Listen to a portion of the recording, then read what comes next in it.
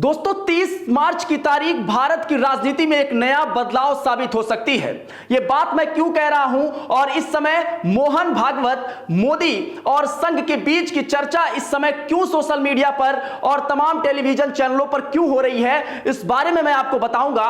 और 30 मार्च की तारीख कैसे इतनी अहम होने वाली है भारत के दृष्टिकोण से, यह भी मैं आपको बताऊंगा। लेकिन उससे पहले यह जान लीजिए कि 30 मार्च की तारीख मोदी के भविष्य के, मोदी के भव्य विदाई की तारीख हो सकती है और यह मैं सूत्रों के हवाले से आपको बता रहा हूं। आप इस समय तमाम खबरें देख पा रहे होंगे जो मोदी और मोहन भागवत के बीच इस समय और संघ को लेकर इस समय चल रही है। मुझे दो लाइन याद आ रही है कि नहीं हम में कोई अनबन नहीं है, बस इतना है कि अब वो मन नहीं है, मैं अपने आप को सुलझा रहा हूं, तुम्हें लेकर कोई उलझन नहीं है। मैं आपको यह बताने की कोशिश करूंगा इस वीडियो में कि 30 मार्च की तारीख कैसे मोदी के भव्य विदाई की तारीख साबित हो सकती है और यह मैं इतने दावे के साथ कैसे कह रहा हूं वो भी समझिएगा।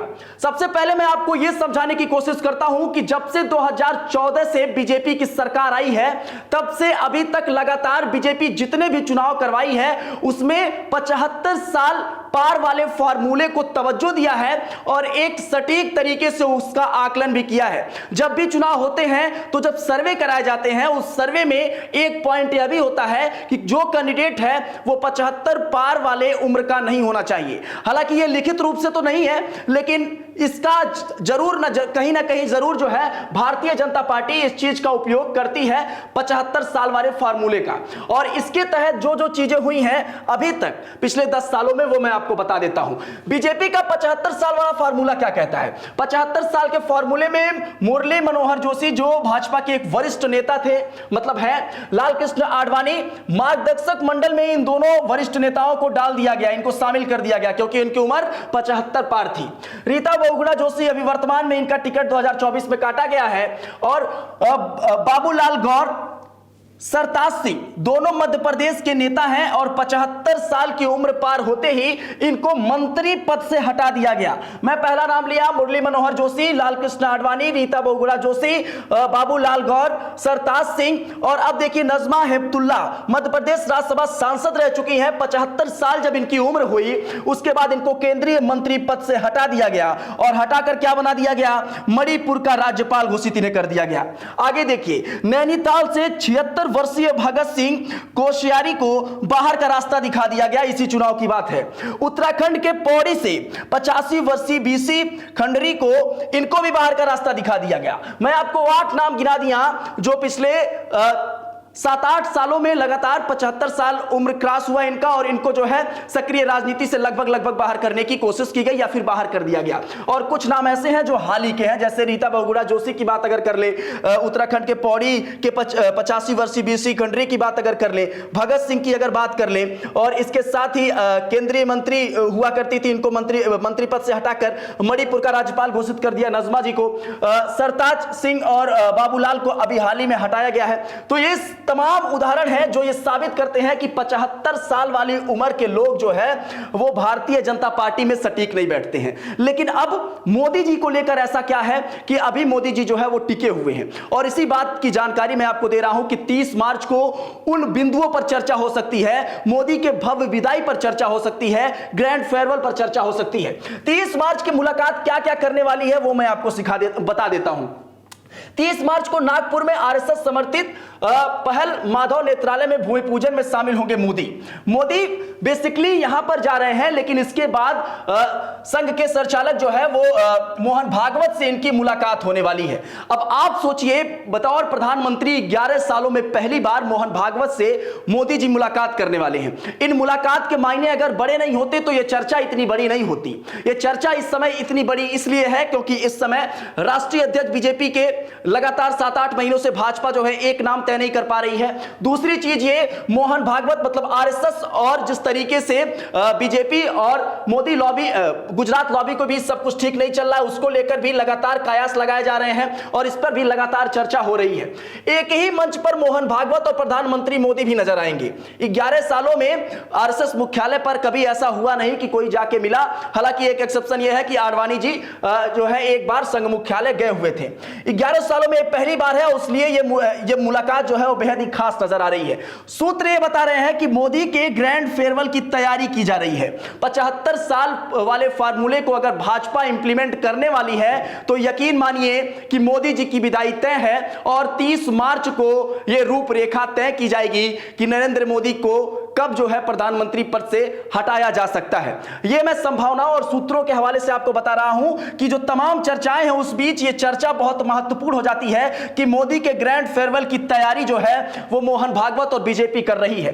हालांकि आरएसएस और मोदी के बीच तमाम तल्खियां हैं और इन तल्खियों को कम करने की कोशिश भी की जाएगी और इन तल्खियों को कम करने की कोशिश के साथ साथ आप लगातार देख पा रहे होंगे कि मोदी जी के पास 5-10 मिनट का समय नहीं है भारतीय मीडिया को इंटरव्यू देने का, लेकिन अमेरिकी एक ब्रॉडकास्ट में वो 3-3 घंटे लगातार जो है वो इंटरव्यू दे रहे हैं। तो एक इंटरनेशनल दबाव और दूसरा भारतीय राजनीति का दबाव और 75 साल पार वाला फार्मूला भारतीय जनता पार्टी का, ये तमाम समावेशी राजनीति इस बात का गवाह है कि 30 मार्च को बहुत कुछ बड़ा होने वाला है और ये अगर बड़ा प्रधानमंत्री के विदाई का होने वाला है तो यकीन मानिए कि भारत की राजनीति में एक नया अध्याय लिखने जा रहा है और वो संघ जो है और मोहन भागवत लिखने जा रहे हैं और प्रधानमंत्री की विदाई जो है उसकी जो है पुष्टि की जा सकती है। तो फिर अब मैं आपको बताता हूं कि अगर प्रधानमंत्री हटते हैं, प्रधानमंत्री की कुर्सी से मोदी हटते हैं, तो फिर अगले प्रधानमंत्री के तौर पर किन संभावित 5 नामों की चर्चा सबसे ज्यादा हो रही है, जिसमें सबसे पहला नाम जो है वो योगी जी का है। योगी जी उत्तर प्रदेश के सूबे के मुख्यमंत्री हैं और 2017 से लगातार उत्तर प्रदेश को लेकर कितने संवेदनशील हैं और कितने अच्छी तरीके से विकास की रूपरेखा को इन्होंने रचा है, इस बात का गवाही जो है उत्तर प्रदेश का जो कानून व्यवस्था है और तमाम चीजें हैं वो देती हैं। कार्यशैली इनकी बहुत शानदार है, हिंदुत्व का एक बड़ा चेहरा है और इस वजह से 80 करोड़ हिंदुओं से अगर आप पूछेंगे कि मोदी के बाद प्रधानमंत्री का चेहरा किसे होना चाहिए तो बिना लाग लपेट के एक नाम सबसे पहले आ जाएगा और वो नाम होगा योगी आदित्यनाथ का। फायर ब्रांड नेता है, कहीं पे चुनाव होता है योगी आदित्यनाथ को स्टार प्रचारक के तौर पर जरूर भाजपा शामिल करती है। ऑन द स्पॉट फैसला लेने में माहिर होते हैं। जब भी एक बात जिक्र की जाती है किसी फैसले को ऑन द स्पॉट लेने की तो सबसे पहला नेता का नाम जो आता है वो योगी आदित्यनाथ का आता है और इसीलिए हर प्रदेश में योगी आदित्यनाथ के मॉडल वाली सरकार को लोग चाहते हैं कि वहां पर उनकी सरकार है और इसीलिए विभिन्न प्रदेशों में योगी आदित्यनाथ की विश्वसनीयता और उनकी प्रसिद्धता और उनकी प्रसिद्धि जो है वो फैली हुई है और इसीलिए प्रधानमंत्री की रेस में अगर कोई पहला नाम है तो योगी आदित्यनाथ है, ये जनता की पसंद है। दूसरा मैं आपको नाम बता देता हूं, दूसरा नाम जो है वो नितिन गडकरी। नितिन गडकरी के बारे में बहुत हो हल्ला तो आप नहीं सुनेंगे, लेकिन कभी एक बुद्धिजीवी आदमी और एक राजनीति को समझने वाले आदमी से जब भी आप नितिन गडकरी का जिक्र सुनेंगे तो इनके बारे में हमेशा एक पॉजिटिव चीजें सुनेंगे कि इनकी जो छवि है वो बेहद ही बिना दाग वाली और साफ सुथरी है। ये इस समय जो है छाप सुथरी छवि के लिए जाने जाते हैं भाजपा के दृष्टिकोण से और जिसको लेकर विपक्ष के नेता भी इनको पसंद करते हैं। कई बार इनकी जो तारीफ है वो अखिलेश यादव के मुंह से सुने होंगे, विपक्ष के मुंह से सुने होंगे और इसी वजह से तमाम नेताओं के बीच इनका व्यक्तित्व जो है वो इनको खास बनाता है। बेबाकी से अपनी राय रखने के लिए ये जाने जाते हैं, इनको कोई दिक्कत नहीं होता है, कोई परेशानी नहीं होती है अपनी बातों को खुलकर रखने के लिए, निष्पक्ष रखने के लिए। सड़क परिवहन और राजमार्ग मंत्री हैं ये और इनके कार्यकाल में आपको ये महसूस होता होगा कि जब से ये मंत्री बने हुए हैं तब से लेकर अभी तक जिस तरीके से उत्तर प्रदेश में और देश में सड़क का जाल बिछा हुआ है और जिस तरीके से सड़कों का निर्माण हो रहा है उसको लेकर एक नया अध्याय लिखा जा रहा है, एक नए दिशा में भारत की सड़कों को मोड़ा जा रहा है और विकास इनके कार्यकाल में बेहद ही अच्छे तौर पर बोलता है। अगला नाम जो है वो राजनाथ सिंह। राजनाथ सिंह भारतीय जनता पार्टी के एक वरिष्ठ नेता हैं, कई बार के सांसद और तकरीबन 2.5 दशकों से सक्रिय राजनीति का एक बेहतरीन अनुभव इनके पास है। पूर्व गृह मंत्री हैं और वर्तमान के रक्षा मंत्री हैं और इनके नाम को लेकर 2 चीजें हैं। अगर प्रधानमंत्री को हटाया जाता है, मतलब अगर 30 मार्च को यह फैसला होता है तो इनको प्रधानमंत्री भी बनाया जा सकता है। अगर यह फैसला नहीं होता है, संभावित है कि अगर यह फैसला ना हो तो इनको रक्षा मंत्रालय से हटाकर राष्ट्रीय अध्यक्ष बनाए जाने की भी संभावना है। दूसरी चीजें मैं आपको बता दूं कि मंत्रालय की बेहतरीन जिम्मेदारियों का इन्होंने बखूबी निर्वहन किया है।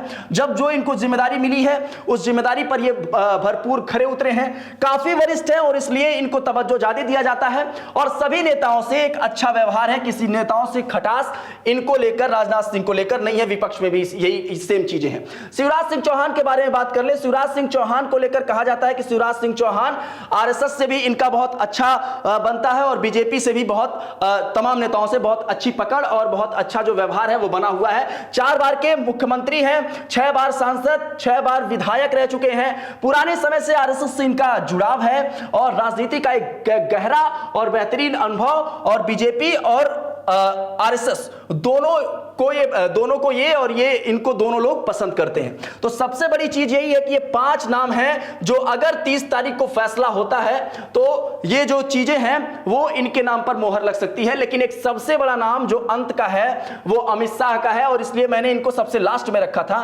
क्योंकि इनका नाम सबसे पहले नंबर पर इनका नाम है और उसके बाद जो है योगी आदित्यनाथ का नाम है। जब भी कोई सर्वे होता है तो इनका नाम सेकंड नंबर पर आता है। जब भी कोई इस तरीके का सर्वे किया जाता है कि उत्तराधिकारी कौन बनने वाला है भारतीय जनता पार्टी में मोदी का, तो अमित शाह का नाम दूसरे नंबर पर आता है और तीसरे नंबर पर योगी आदित्यनाथ का नाम आता है। और पूरे भारत के नजरिए से मोदी के पुराने साथी हैं और लगातार जब भी 2 नेताओं का भाजपा में जिक्र होता है, बड़े नेताओं का वर्तमान परिदृश्य में राजनीति के, तो अमित शाह का नाम दूसरे नंबर पर आता है। भाजपा में दूसरे नंबर की इनकी बड़ी एक छवि है।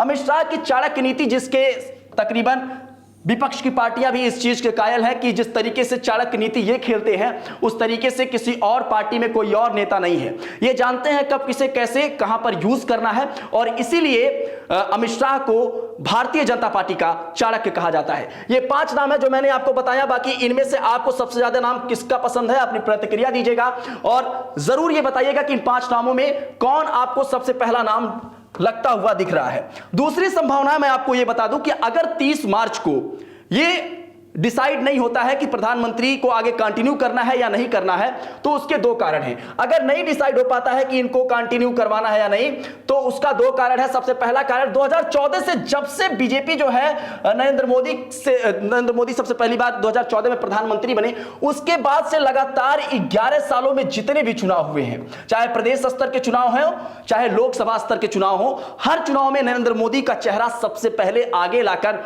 उन्हीं के चेहरे पर चुनाव लड़ा जाता है और यह भारतीय जनता पार्टी के लिए एक प्लस और एक माइनस पॉइंट भी है। देश की जनता को मोदी का नाम रट गया है।